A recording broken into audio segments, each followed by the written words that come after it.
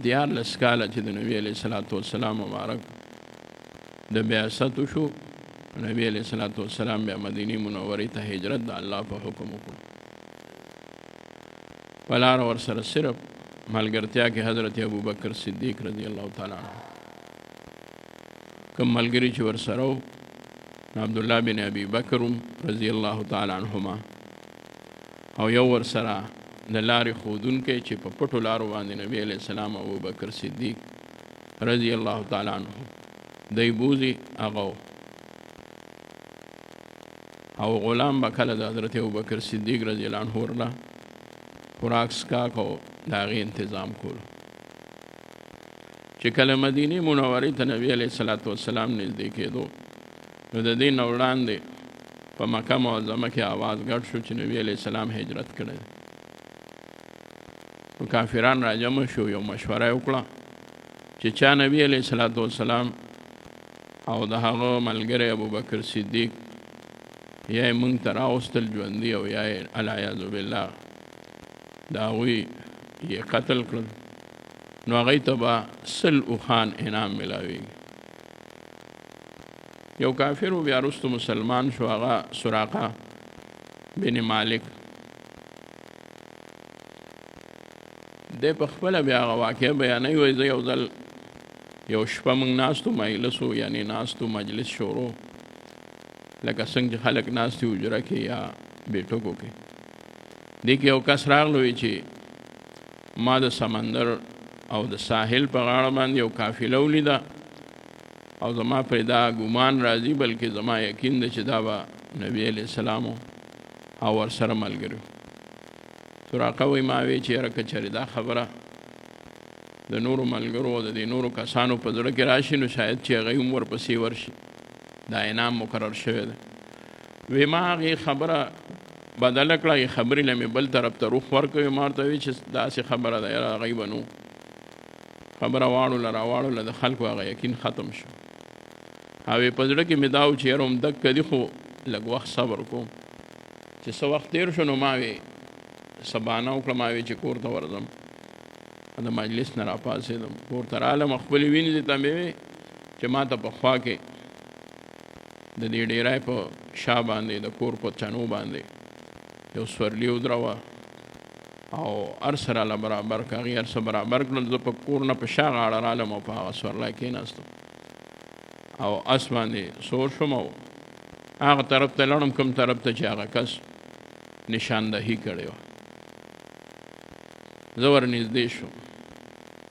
سراقه وایي روایتو کې راځي چې سراقه کله ورنږدې شو، بیا سراقه په خپل هم دا واقعه بیان کړې ده. نو نبی علیه الصلاۃ والسلام ته ابوبکر صدیق رضی الله تعالی عنه عرض وکړه چې د الله رسول یا رسول الله دا خو راته ښکاري موږ پسې څوک رالل. نبی علیه السلام فرمایل چې موږ به ترې الله په امن کې ساتي.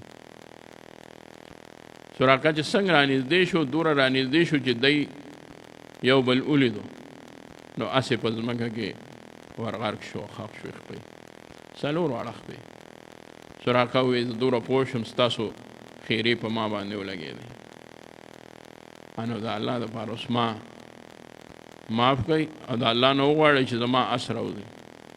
د 2-3 پیرې داسې کوشش وکړو، خو بیا هم نبي علیه السلام به د ده لپاره دعا لوسته.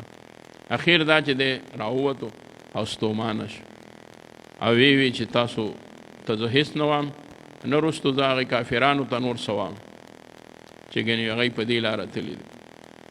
وعد وعید وشو، ده بیا د امن کا عهدنامه یې غوښته، عهدنامه یې غوښته. کوم غلام او کوم راهبر چې و، هغه د څرمنې په مخ باندې د ده لپاره عهدنامه ولیکله چې څه ویلې به نه شي ورته، او دوم دا وویل چې زه به څه نه وم. سراقه یو روایت کې راځي د حضرت عمر رضی الله عنه په دور کې بیا ورته هغه پیشنګویي صحیح ثابته شوه او راله.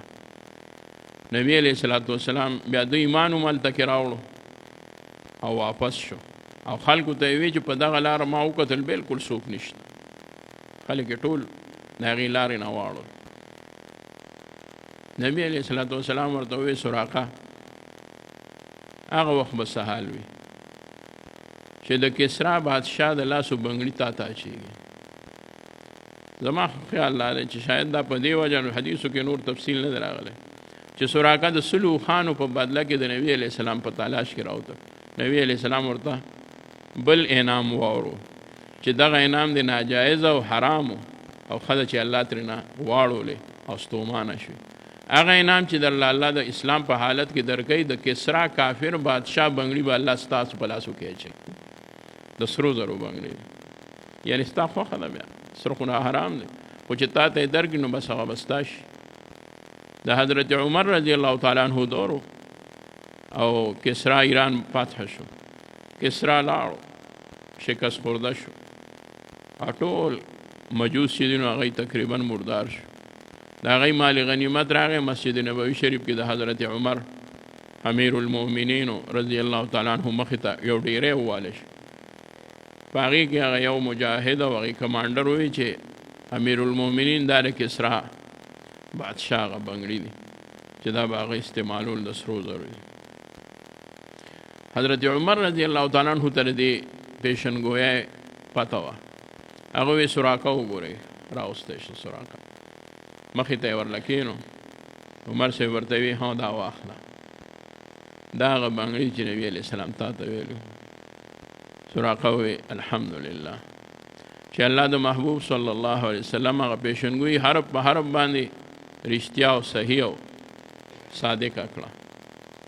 او د کسرا بادشاه چې بادشاه یې ځان ته وي او نیمه دنیا باندې حکومت کولو د هغه په مال غنیمت د بنګړي د هغه رالل د اسلام او مسلمانانو په فتح کې او یو ناجانه سراقه او باندې چې سراقه ته میلاو شو دا د الله رب العزت فضل او د اسلام برکت دی. سراقه واپس شو. بیا نبی علیہ السلام ابوبکر صاحب روان شو.